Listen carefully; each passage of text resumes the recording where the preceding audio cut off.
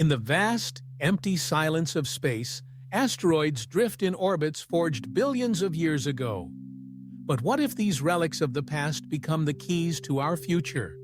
As humanity reaches further into the cosmos, one question looms large. How do we sustain ourselves beyond Earth? The answer may lie in the most unlikely of places: asteroids. These seemingly lifeless rocks are rich with potential. Many contain water, metals, and minerals that could be used for fuel, construction, and life support. Instead of carrying all our resources from Earth, an expensive and logistically complex task, future explorers might simply mine what they need from the asteroids around them. Let's start with one of the most valuable substances in space: water. Water isn't just for drinking. It's a source of hydrogen and oxygen. Just the two key components of rocket fuel. Through a process called electrolysis, water can be split into its elements and used to power spacecraft. This means that a hydrated asteroid could become a cosmic gas station, a refueling stop in deep space. Asteroids like Bennu, Ryugu, and Ceres have shown signs of hydrated minerals, meaning that water is more common in space than we once thought. Access to in-situ water could dramatically lower the cost of long-term missions to Mars and beyond. Then there's metal, bruh. Asteroids, especially M-type metallic asteroids, are loaded with valuable elements: nickel, iron, cobalt, platinum, and even rare earth elements critical for electronics and green energy technology. Instead of mining the Earth's dwindling supplies, future industries could tap into this extraterrestrial treasure chest. Imagine entire spacecraft built in orbit from asteroid metals, or satellites manufactured and launched from platforms in deep space. What once sounded like science fiction is rapidly becoming an engineering roadmap. Mining in space also eliminates many of the environmental concerns plaguing Earth. There's no atmosphere to pollute, no ecosystems to disrupt. And since asteroids are so numerous and small compared to planets, mining them wouldn't drastically alter solar system dynamics. But how do we actually extract these resources? Robotic mining is the most promising approach. Autonomous spacecraft could land on asteroids, drill into the surface, and collect ore, water, or volatiles.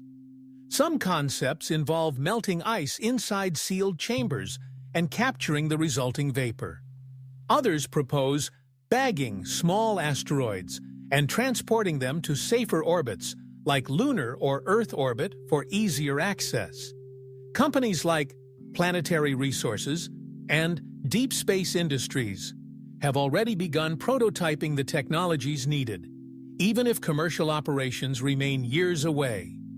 NASA and other space agencies are investing in situ resource utilization, ESRU, tech that will allow astronauts to live off the land on future missions. Asteroid resources could support space stations, moon bases, Mars colonies, and even space tourism. Need breathable air? Crack water ice into oxygen. Need radiation shielding? Use regolith from an asteroid's surface. Need structural materials? Refine the metals inside. As launch costs decrease and reusable rockets become standard, the economics of asteroid utilization begin to make sense. Instead of launching every tool, part, and liter of water from Earth's gravity well, future missions could assemble, supply, and sustain themselves using space-based resources. But the implications go even further. Some visionaries suggest building space habitats using asteroid materials. Massive rotating stations housing thousands of people, powered by solar energy and shielded by walls of regolith against cosmic radiation. These orbital cities could serve as waypoints between Earth and the outer planets. Others see asteroid mining as a stepping stone to interstellar travel.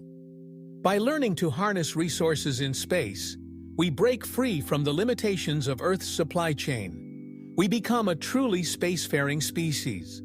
Of course, there are challenges. Microgravity mining is a new frontier. There are questions of legal ownership. Who gets to claim an asteroid? The 1967 Outer Space Treaty prohibits nations from claiming celestial bodies, but private companies operate in a gray zone. There are also concerns about planetary protection. If some asteroids contain prebiotic chemistry, or even life, we must be careful not to contaminate or destroy potential scientific treasures. Still, the potential is too great to ignore.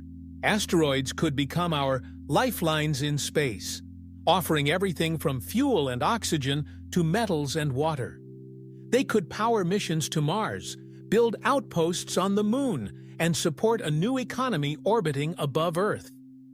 At infinity beyond, we see asteroids not as relics, but as opportunities. By understanding them, exploring them, and eventually utilizing them, we open a new chapter in human evolution, one where we live, thrive, and grow beyond the confines of Earth. Because the future isn't just about rockets, it's about resources, and they're already waiting out there, orbiting quietly in the black. All we have to do is reach them.